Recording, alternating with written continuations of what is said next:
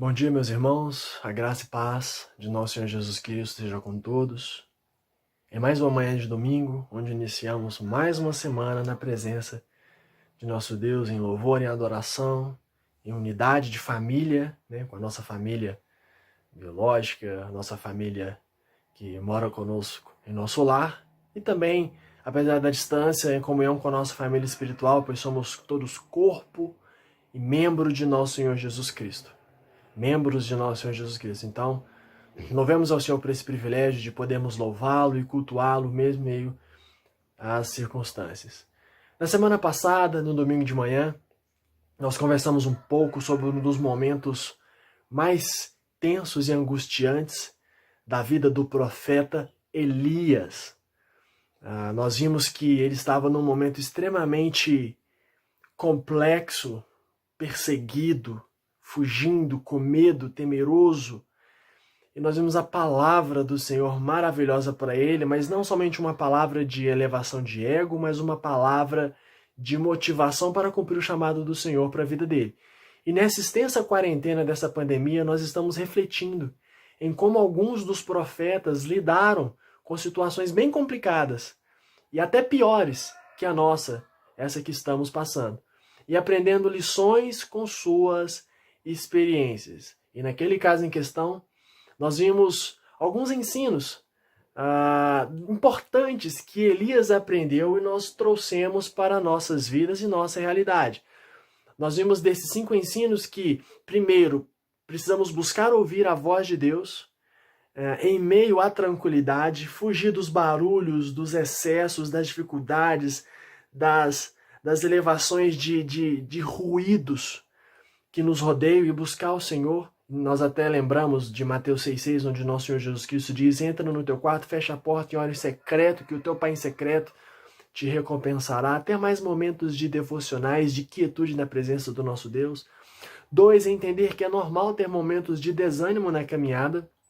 A gente tem alguns momentos em que a gente quer desistir mesmo, em que a gente quer jogar tudo pro alto, quer parar, quer fica desesperado. E a gente precisa entender que isso é normal. O profeta passou isso. Nosso Senhor Jesus Cristo teve momentos angustiantes. Paulo passou por isso. Homens e mulheres na Bíblia. Ana, a gente viu alguns domingos atrás, orando e clamando por Samuel. Ainda não sabia o nome, mas estava clamando por um filho, também naquela situação angustiante. Então, irmãos, nós precisamos entender que é comum ter que lidar com momentos de desânimo, momentos de deserto na caminhada. 3, nós vimos: volte para o caminho que Deus tem para você. Foi o que Deus falou para Elias: volte para o caminho do deserto. Como se o Senhor estivesse dizendo: não fique olhando para as circunstâncias e para os seus sentimentos, simplesmente cumpra o meu chamado para a sua vida.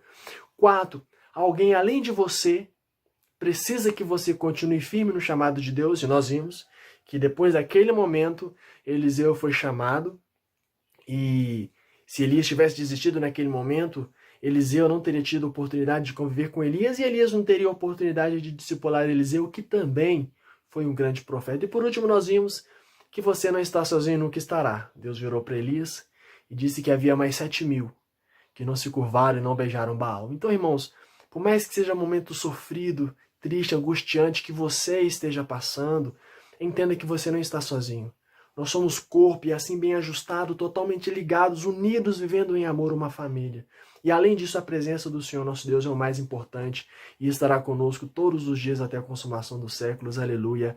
Amém. Então são essas verdades bíblicas vivenciadas pelos profetas que nós precisamos trazer à tona nos dias atuais, em meio ao que nós estamos passando e ainda iremos passar pelas crises financeiras e outras dificuldades que ainda virão. E ainda eu queria continuar refletindo na vida do profeta Elias.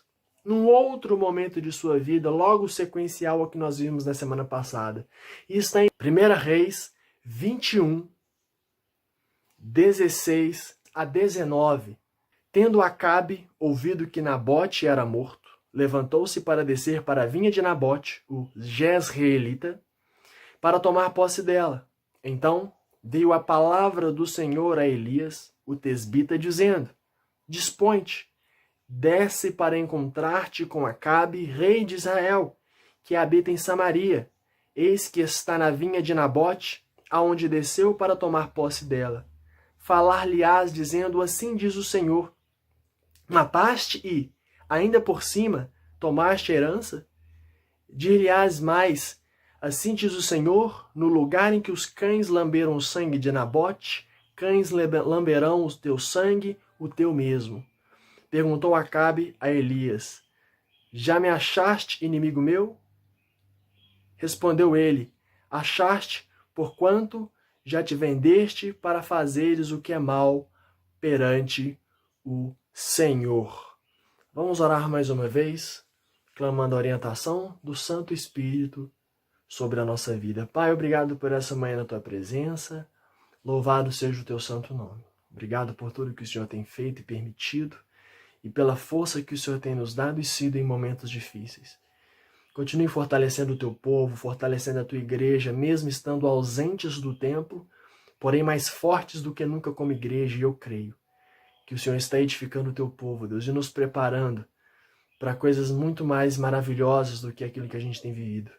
Que o Senhor nos ajude, Pai, a entender e compreender como o Senhor foi maravilhoso através das dores, dificuldades e chamado do profeta Elias, e que possamos entender o nosso chamado como servos do Senhor, anos e anos depois, e diante dos desafios que nós estamos enfrentando, Senhor Deus. Fortaleça o teu povo e a tua igreja como o Senhor tem feito, e que o teu Santo Espírito fale conosco nessa manhã por essa maravilhosa palavra do Senhor. Em nome de Jesus, obrigado e amém, Senhor, nosso Deus. Irmãos, nós vamos analisar esses versos e ao final trazer algumas aplicações na conclusão. E logo nesse versículo 16, nós vemos um rei corrupto e mimado, casado com uma das piores mulheres que já viveu na face dessa terra. E esse rei conseguiu a vinha que Nabote havia adquirido como herança de teu pai. Nós não vamos entrar em questão dessa passagem que está do início do capítulo 21 até esse versículo 16, mas Nabote, um homem que tinha uma vinha, e Acabe, esse rei mimado, um dos piores reis que existiram em Israel, no reino de Israel, o reino do norte. O reino ainda não havia sido completamente, estava naquele imbróglio de ser dividido ou não, então o reino de Israel estava numa situação muito complicada.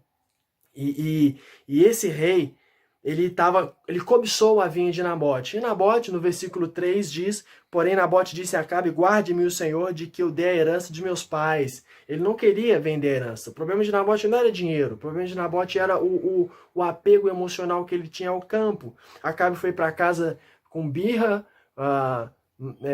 com marra, fazendo bico. Sua esposa Jezabel se compadeceu do seu marido, fez uma estratagema lá do versículo 8 em diante, nos é dito isso. Nabote acaba sendo injustamente acusado e morto à base de pedrada, e aqui nós chegamos no versículo 16, que diz o seguinte, tendo Acabe ouvido que Nabote era morto, levantou-se para descer para a vinha de Nabote, o Jezreelita, para tomar posse dela. Cobiçou, incentivou um assassinato e acabou tomando posse da herança que era daquele nobre homem. Nessa famosa e triste história, nós vemos como Israel estava mal governada. E nós vemos também um dos motivos, um dos vários, apenas um dos vários e vários motivos do juízo de Deus ter pesado sobre a nação santa, a nação que foi chamada para ser diferente. E hoje em dia nós somos também governados, infelizmente, por péssimos governos. Em relação ao nosso país, em relação à nossa cidade, a gente percebe que num dos momentos mais difíceis que nós estamos passando, infelizmente, os nossos governantes não conseguem se organizar da melhor maneira possível e legislando e se organizando e executando em causas próprias, acaba deixando-nos meio perdidos, com coisas com leis, com coisas, situações que ficam confusos para todo mundo. E nós vemos também um dos motivos da gente estar passando por essa situação, uma pandemia que por si só já é algo muito ruim, consegue ser pior ainda por falta de uma boa gestão que infelizmente não nos alcança. E se nós não formos zelosos e gerir bem os nossos lares, a nossa casa, a nossa vida, como nós vimos domingo passado à noite, de gerir e cuidar bem da nossa saúde, seja ela no âmbito espiritual, no âmbito emocional e também, no caso, em questão, no âmbito físico, nós também sofremos sérias consequências de uma má gestão daquilo que o Senhor tem nos dado a oportunidade de ser mordomo dele, como nós vimos no devocional de quarta na oração. Nós somos mordomos daquilo que o Senhor Deus nos deu para cuidar, inclusive, a nossa saúde física. Seja como for, nós vemos aqui como esse rei era mimado, mesquinho, era corrupto, era mal intencionado. E aí nós chegamos no versículo 17, onde diz o seguinte: então veio a palavra do Senhor a Elias, o tesbita, dizendo. E antes da gente ver o que Deus disse para Elias, a última vez que lemos o nome do profeta, ele havia enxugado as lágrimas e estava chamando Eliseu. Lá, há 2 capítulos atrás, no capítulo 19, lá no versículo 21, no finalzinho do versículo 21, se você quiser abrir comigo, fica à vontade, diz o seguinte: então se dispôs, falando de Eliseu, e seguiu a Elias e o servia. Depois daquele momento da mensagem da semana passada em que nós vimos Elias na caverna, o Senhor Deus apareceu para ele, falou para ele, melhor dizendo, e disse: vá, porque eu ainda tenho um chamado para a sua vida, através da sua vida. E nesse momento aqui, do 19 a 21, Elias encontra com Eliseu e tem um momento próximo a ele. E aí, desse momento aqui, a gente não ouve mais o nome de Elias, até o versículo em questão. Pouco antes daquela situação, como eu disse para os irmãos, Elias estava demonstrando o receio, para não dizer medo, de ser morto e de estar sozinho diante de um chamado gigantesco e humanamente falando, que foi o que a gente viu no versículo 14, onde ele diz que tem sido zeloso ao Senhor Deus, porque os filhos de Israel deixaram a aliança, derribaram os seus altares, mataram os teus profetas, a espada, e ele estava só e procuraram tirar-lhe a vida. E um dos que queriam tirar a vida de Elias era Acabe, junto com sua esposa Jezabel. Então seu nome não é citado por um bom tempo até chegarmos ao versículo 17.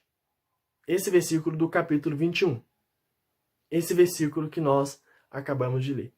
E lendo este verso, eu imagino Elias sendo movido pela palavra do Senhor. Porque até então aqui, Elias deu um tempo. Mas então no versículo 17 diz: então veio a palavra do Senhor a Elias. Elias era movido pela palavra de Deus. E isso me fez levantar uma questão em minha própria vida. Eu sou movido pelo quê?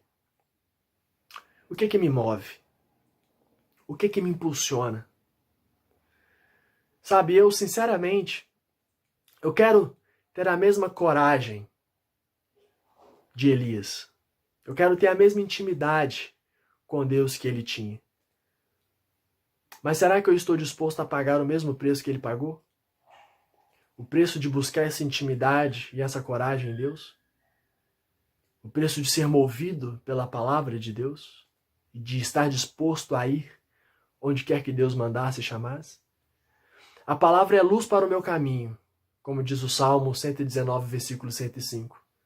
Porém, devemos lembrar que o caminho que o servo deve seguir no chamado do Senhor é um caminho estreito, de acordo com as palavras do nosso Senhor Jesus Cristo, lá em Mateus 7,14. A palavra é luz para o caminho, mas o caminho é estreito. A porta é apertada. E pelo que o nosso próprio Senhor Jesus Cristo diz, são poucos os que dão por ela. E ainda que Elias achasse que estava só, ele não estava só. Eram poucos, mas tinha muita gente com ele. Isso me fez pensar, Elias era movido pela palavra de Deus. Será que nós temos sido movidos pela palavra de Deus, irmãos? E aí a gente chega no versículo 18, onde Deus diz: dispõe-te e desce para encontrar-te com Acabe, rei de Israel, que habita em Samaria. Eis que está na vinha de Nabote, aonde desceu para tomar posse dela. Elias foi mais uma vez chamado por Deus para acusar e para mostrar o pecado do rei de Israel que ele estava cometendo. E eu queria frisar nessa primeira palavra do versículo: dispõe-te. Deus falando para Elias: dispõe-te. A NVI usa a expressão vá. Porém, a Revista Corrigida traduz ao pé da letra essa expressão do grego e traz levanta-te. E quando um servo e uma serva de Deus é chamado, mais do que receber uma mensagem para levar e transmitir, ele recebe uma comissão. Ele é levantado, ela é levantada, no caso da serva. Uma ação que parte de Deus em levantar, mas também carece de ser respondida pelo servo em se levantar de sua zona confortável e ir.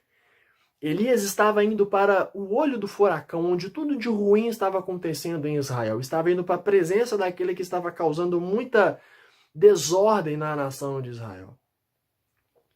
Então, como eu disse, a NVI, nessa palavra o desponte, traduz para vá e a corrigida traduz para levanta-te. A revista atualizada, além de fazer uma boa tradução, ela ainda contextualiza e com uma palavra só ela explica o significado da palavra utilizada no hebraico para desponte.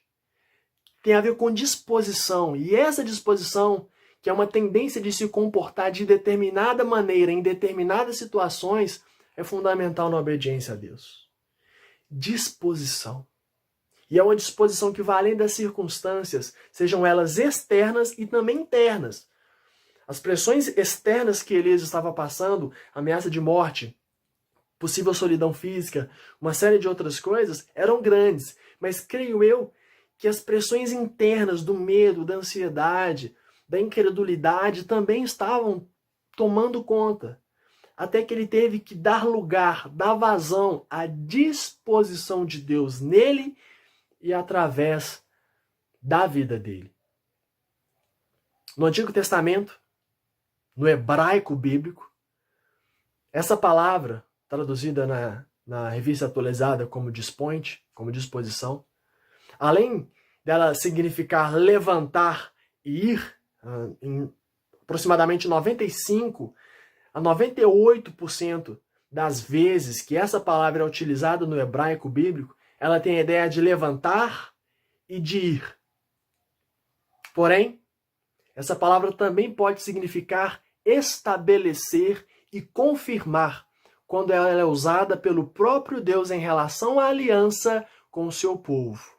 Como, por exemplo, em Gênesis capítulo 6, versículo 18, quando Deus estabelece uma aliança com Noé. Ele vai estabelecer também mais à frente em Gênesis com Abraão e com seus filhos e descendentes. Essa palavra utilizada para disposição, que geralmente significa levantar, inclusive ela é utilizada até mesmo no Pentateuco, quando os pilares do tabernáculo são levantados, são erigidos, essa palavra é utilizada. Porém, além de levantar e de ir, essa palavra é usada pelo próprio Deus quando ele diz: eu estabelecerei a minha aliança com o meu povo. Deus se dispôs a entrar em aliança com o seu povo. E espera que o seu povo tenha e adquira a mesma disposição para responder a essa aliança com compromisso e fidelidade. E aí é a metáfora do casamento, da aliança, onde homem e mulher assumem o compromisso de um ser fiel e responsável um ao outro. Da mesma maneira, Deus derramou toda a sua disposição em nós, firmando essa aliança ao nos criar, ao nos perdoar, ao nos enviar o seu amado Filho Jesus Cristo, e agora espera que nós respondamos a essa aliança com disposição a Ele, irmãos. Elias precisava dessa disposição para se encontrar com Acabe e levar uma dura mensagem àquele que queria matá-lo. Mesmo assim, Elias foi. E aí a gente começa a traçar um paralelo importante da vida do profeta, algumas características e qualidades que ele adquiriu em seu relacionamento íntimo e próximo com o Senhor, e nós precisamos adquirir hoje em dia, como igreja e como também povo do Senhor, porque esse privilégio de ser povo não ficou restrito a Israel do passado. Mas hoje nós, como o próprio apóstolo Pedro diz, somos nação eleita, povo escolhido, sacerdócio real de Deus. Disposição, irmãos, é tudo, independente das circunstâncias. E aí nós chegamos no versículo 19. Versículo 19, último versículo da nossa passagem. Versículo 19 diz: falar-lhe-ás dizendo, assim diz o Senhor, mataste e ainda por cima tomaste a herança. de Elias a mais. Assim diz o Senhor, no lugar em que os cães lamberam o sangue de Nabote, cães lamberão o teu sangue, o teu mesmo. É preciso ter muita coragem para falar essas verdades na cara da pessoa que quer te matar e tem grande poder para tal. Precisava ter muita coragem, precisava ser muito homem para Elias levar essa mensagem. E este Elias, disposto, que enfrenta reis e rainhas com ousadia, é bem diferente daquele profeta, a entrada da caverna com medo da morte, descrito lá no versículo 14 do capítulo 19. Mas sabe de uma coisa? Deus era o seu diferencial. Era o mesmo Elias, só que com uma disposição diferente diante do mesmo Deus e diante do mesmo chamado. Elias se firmou não no medo, no pavor ou até mesmo no poder do rei. O profeta se firmou no Deus da palavra proferida a ele. E Deus tem uma palavra para você também, irmão e irmã.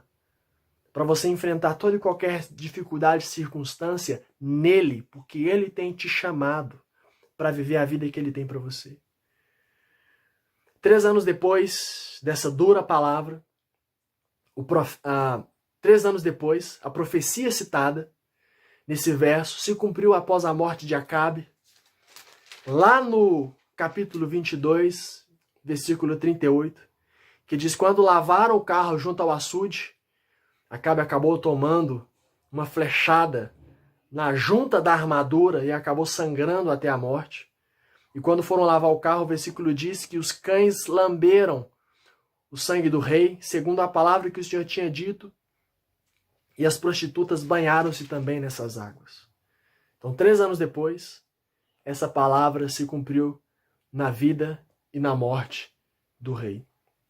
Porém, também, algum tempo depois, Elias foi levado à presença do Senhor em vida para o céu. Essa história é descrita lá em 2 Reis, capítulo 2, versículo 11. E sabe o que quer dizer isso? Significa que Deus cumpre as suas promessas. Seja contra o rebelde, no caso de Acabe, ou seja a favor do fiel, como no caso de Elias. Elias sofreu horrores, mas tinha uma intimidade tão profunda com Deus que foi levado em vida à presença do Senhor. E a igreja anseia e espera pelo dia do arrebatamento, de que o Senhor Jesus Cristo venha em breve, Maranata, e arrebata a sua igreja. Porém, antes disso acontecer, Ele está nos dando a oportunidade de buscar uma fidelidade, uma proximidade íntima com Ele. E nós só vamos buscar isso com disposição. Seja um fiel, obediente e viva intensamente para o Senhor. E colhe os mesmos benefícios que Elias colheu, apesar da vida difícil que ele enfrentou. Para a gente concluir, meus amados e queridos irmãos, vou concluir com algumas reflexões e lições. Tirando o contexto dele e a personalidade que ele tinha, o que Elias tinha de diferente de nós hoje em dia? Responde aí. Tirando o contexto e a personalidade, Elias era Elias e viveu onde ele viveu. Mas tirando isso, o que ele é diferente de você? O que eu quero frisar com a vida deste profeta, mais uma vez, assim como eu frisei na semana passada e frisei nas últimas vezes que nós refletimos sobre ele, foi a sua disposição de servir ao Senhor. Servir e viver para ele, independente das circunstâncias. Porque, infelizmente, a gente depende das circunstâncias. Infelizmente, nós reclamamos demais. Infelizmente, nós condicionamos nosso relacionamento com Deus se o Senhor fizer isso, eu faço tal. E não pode ser assim, eu preciso ser fiel, independente das circunstâncias, porque Deus foi fiel comigo, mesmo eu sendo incrédulo, mesmo eu sendo blasfemo, mesmo eu sendo um pecador miserável, Ele foi fiel ao extremo comigo. E eu preciso ser fiel ao extremo com Ele, independente das circunstâncias, porque o que Ele promete, Ele cumpre. Ele é fiel. O Espírito Santo é o mesmo, que agiu naquela época e está à disposição da igreja hoje. Além disso, eu quero frisar no cumprimento da sua missão. Ele tinha um chamado de Deus e se esforçou para obedecê-lo, irmãos. E é isso que nós precisamos para os dias de hoje. Crentes que se esforçam para obedecer a Deus além das circunstâncias. E aí eu faço perguntas para os irmãos. Qual a missão e o chamado de Deus para a sua vida?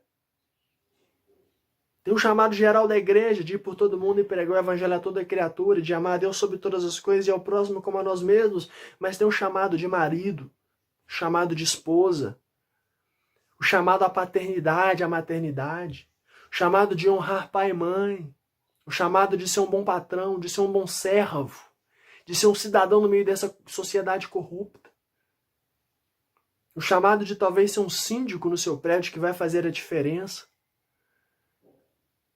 O chamado de atender aos seus clientes com um zelo e uma prestatividade diferenciada. Qual o chamado de Deus para você? Qual o desafio que você tem diante de você? Mesmo com seus temores pessoais e suas limitações humanas, pastor, mas meu casamento é difícil, minha esposa é difícil, meu marido é difícil, meus filhos são difíceis, meus pais são difíceis. Te garanto que não é maior que o desafio de Elias diante de Acabe, maior que o desafio diante de Davi, diante de Golias. Desafios maior do que o nosso Senhor Jesus Cristo diante da cruz, Estevão diante do apedrejamento, Paulo diante de todos. Não quero minimizar a sua dor e o seu sofrimento, mas eu quero potencializar o Deus que você diz que você serve. Ele é exaltado para sempre exaltado, amém. Agarre-se no chamado que ele tem para a sua vida, seja fiel e compromissado com ele, e ignore o resto. Esquecendo-me das coisas que para trás ficaram, prossigo para as que adiante de mim estão, como diz o apóstolo Paulo. Elias era homem semelhante a nós, como diz Tiago, irmão do Senhor, lá no capítulo 5, versículo 17. Elias era homem semelhante a nós. Isso não sou eu que estou falando, está lá na Bíblia. Abra Tiago, capítulo 5, versículo 17, você vai ler. Isso está lá. Se a Bíblia diz que Elias era homem semelhante a nós, o que nós simplesmente devemos fazer é crer. Elias era homem semelhante a nós e sofreu fortes pressões internas e externas. Sentou-se para chorar e sofrer, mas, ao ouvir a voz e o chamado de Deus para a sua vida, ele se dispôs, se levantou e foi encarar o que Deus tinha para ele. Foi levado em vida aos céus, não foi à toa. Meu irmão e minha irmã, deixe a palavra e o chamado de Deus mover você. Amém? Disponha, levanta-te e vá viver plena e abundantemente a vida que o Senhor tem para você.